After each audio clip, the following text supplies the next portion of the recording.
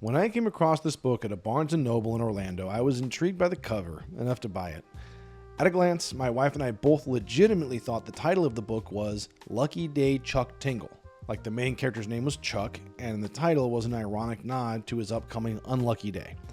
While I was half right, the title is actually Lucky Day, and the author is Chuck Tingle, a prolific author with a diverse and intriguing back catalog.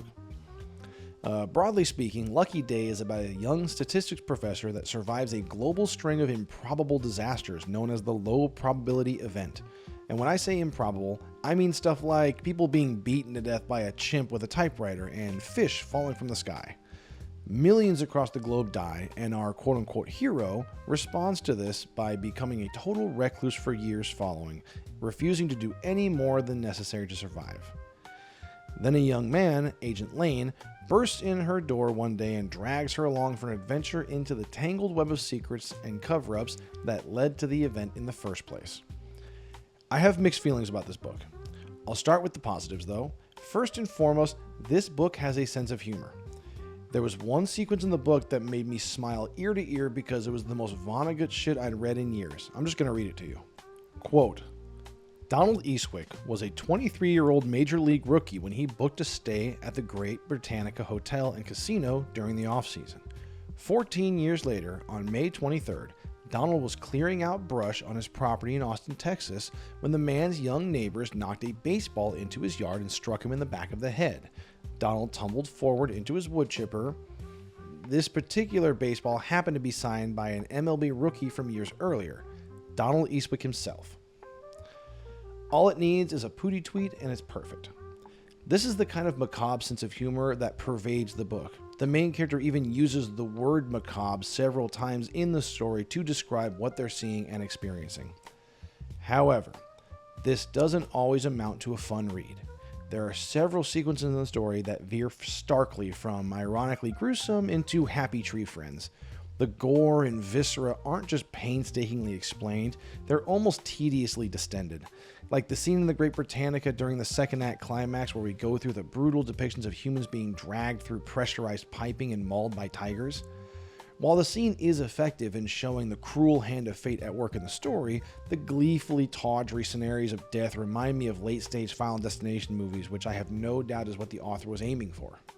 In terms of characters, there are only 3, along with a few cardboard cutouts of character tropes.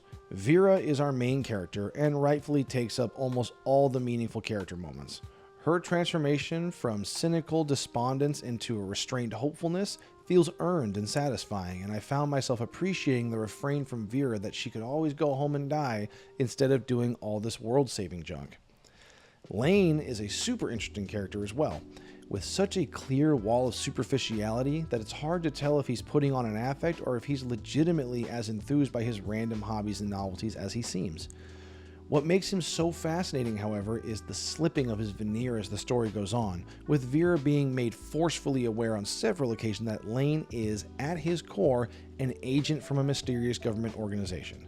And when the cards are down, he is who he is, and what could have been a really easy opportunity for a saccharine ending amidst a story of violence and tragedy instead becomes the last little hurdle for Vera's will to live and faith in humanity. The only other notable characters are Denver, the brash southern businesswoman, Vera's supportive fiance whose primary role is to be remembered, and Vera's mom who tells her gay daughter it's just a phase, then gets hit by a truck and dies. These characters don't bring a lot to the story for better or worse.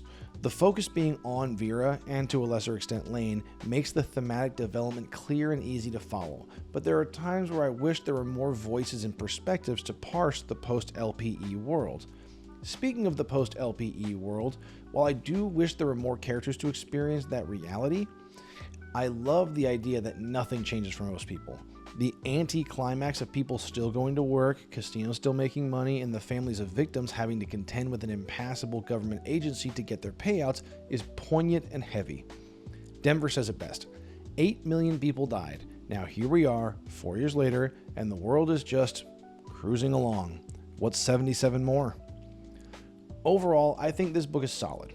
While it has some overwrought scenes and a thin cast, it more than makes up for it. with a great central character writing and consistent tone and message that definitely handles the climate of a post-disaster world and incorporates that into Vera's personal journey. A woman healing her nihilism, knowing the world won't be any kinder for it. I give it a 3 out of 5. Give it a read, and if you like this and you're looking to explore Chuck Tingle's other work, check out Existentially Pounded, 8 Tales of Gay Ontological Erotica, Bisexual Buckaroos Volume 5, 7 bi-group encounters in the Tingleverse.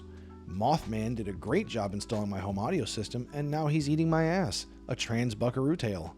The Loveland Frog gives the best accounting advice and head I've ever had, Thong Quixote. And of course, Succession. Get it? Like Succession, the show, but it's... yeah. I love the thought of having sex with you, but I can't stop smiling and being fake as fuck! Man, I love jerking into your Depop. I castrated myself to enter the DIY scene!